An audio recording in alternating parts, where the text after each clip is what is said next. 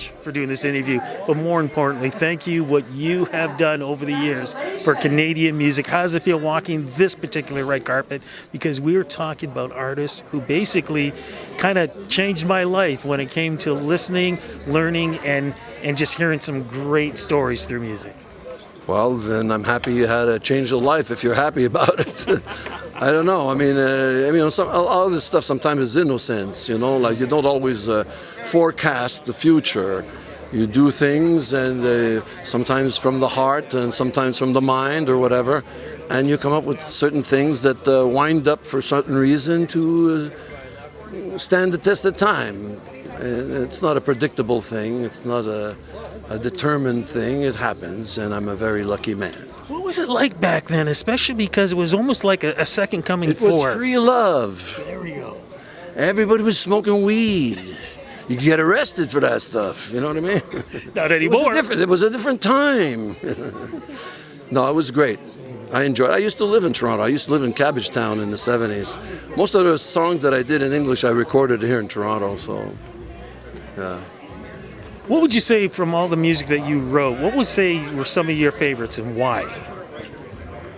Oh, I don't know. I mean, favorites. I guess it depends on the night, because I performed them. Sometimes I perform one better than the other one, but I try to be good all the time, so. Well, you definitely did that, my friend. When you heard about that this was happening and you were going to be inducted with these great folks, what were your feelings about that? Well, I mean, it's an honor, and it's a great feeling to be incorporated in all these inductees that did some wonderful music, and I'm here. Any advice for the younger folks who are out there writing music and hopefully one day walking this red carpet and following your steps? Well, I mean, times has changed. I don't know if they're going to have a red carpet, but basically do what you love and try to be hardworking and have fun and try to do better. Push yourself, trying to get something better. You have to try better. More. Enjoy yourself tonight. I didn't do that well, but anyway. You did it. Anyway. You can do it any way you want, man, because you're walking the red carpet. Congratulations, right, and thank you so very much, much, man. sir. It's great seeing you. How does it feel walking this red carpet, man, and knowing that you're going to be part of something like this? Because we got some great classic Canadian artists who are being honored at Canada's Walk of Fame. Yeah, I think it's a great chance to pay kind of tribute to the bands that paved the way for bands like us. It's the road we travel has been well trodden by many a band before us, and we appreciate the doors a lot of these bands have opened and sort of paved the way for the scene that we all live in today. So it's great to be part of it. Happy to be opening the show. We're going to try to set the right tempo, the right pace, the right energy level for the night. So we're stoked to do it. I was asking, man, how did these bands influence you growing up? Basically, I'm a little bit younger. I wasn't really around for the 70s and early 80s. I was still a child, but more about learning about it later in life. Realizing what it takes to be a great touring band in a country so vast as Canada with such a small population. It just takes a certain grit that all Canadian bands sort of have this in common, that become touring national bands, and we have that in common with them too. So I think this is how it sort of influenced me. One of the things that you guys have in common with them is great storytellers. I feel like that's slowly becoming a lost art. Wow, well, thank you for that. I agree that songs are the cornerstone of every great career, and songs are your currency. And these great songs that we're tributing tonight are what built the careers of these great bands. And we're only hoping to carry on in that tradition. As we wrap this up, man, any new music coming out? We're working on a record. We've been working on it almost all year. Life gets busy. I have 3 kids at home. I have a 4-month-old. We've been trying to make new music as often as we can, but summer was very busy with touring. We also have the 20th anniversary of our first album came and went this past summer, so we're going to do something special for that. But yes, there's music in the pipeline. It'll probably just be another 6 or so months before anybody hears it. All right, man. Look, have a great show, and congrats, and thank you for always doing interviews. Cheers. Love talking to you, Rudy. Thanks. You're walking this Canada's Walk of Fame, knowing that there are so many great artists who basically were influential for all of us and for the musicians of today. Well, everybody here influenced everybody else. Yeah. We all listen to each other. There are 5 bands here from Vancouver, where we're from, and all of us grew up in Vancouver playing music more or less together, maybe in different bands, but we heard each other, and of course we stole from each other, and life is good. What was it like back then? You know, having so many great Canadian bands going out there, traveling, representing the red and white. But more importantly, like you were just saying, you're hearing what this band's doing, you're like, yeah, we got to step our game up a little bit more. Well, it was a friendly competition. Like it's always been a sense of community, even when we were kids. You know, like sometimes bands can be a little protective, and we want to, you know, your ambition gets in the way. But if somebody invited you to go play on their recording or their record, or you know, sharing shows and stuff, there's always been a very supportive atmosphere among all the bands. It's amazing. We're all friends. What would you say is the best memory you guys had from back in the day, whether it be performing here in Toronto or anywhere else around the world?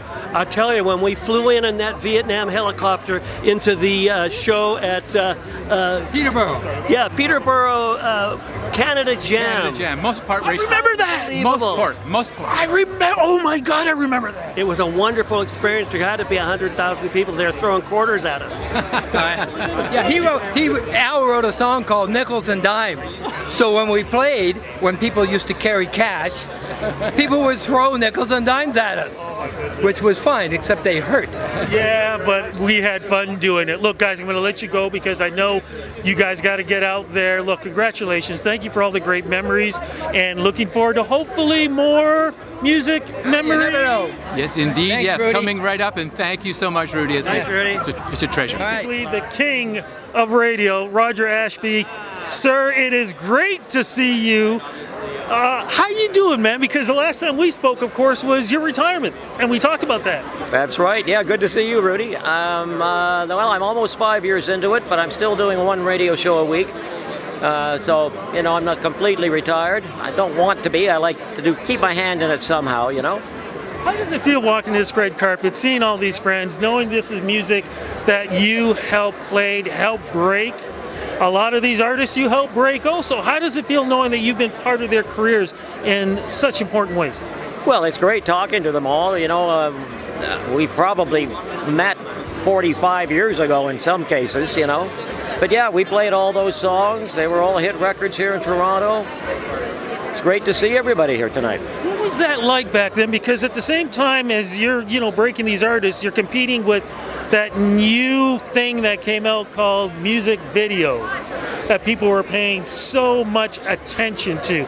Was it competition for you in trying to help break these artists, or was it hand in hand? Well, they really went hand in hand. You know, Much Music was owned by Chum at the time, and it really went hand in hand. We played them on the radio, they played them on TV, and it benefited everybody.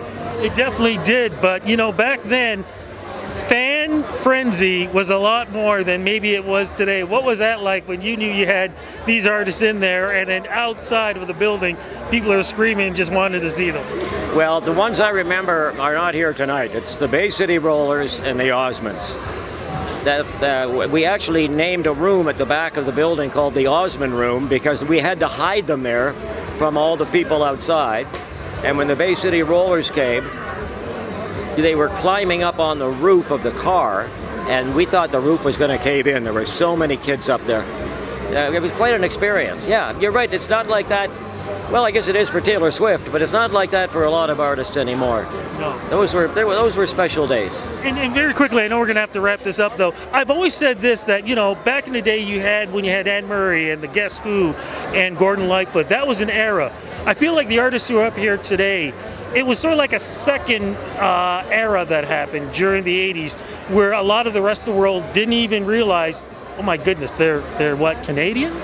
It was like a second wave. You know, a lot of them were folk artists like Gordon Lightfoot, Bruce Cockburn, Anne Murray with her softer sound. So yeah, the 80s were completely different. It was full out rock and roll, lots of volume. That's indefinite. Sir, I want to say thank you so much for teaching me how to do interviews right. Thank you so much for the great memories too, and always looking forward to everything you're doing in the future. My pleasure. Good to see you.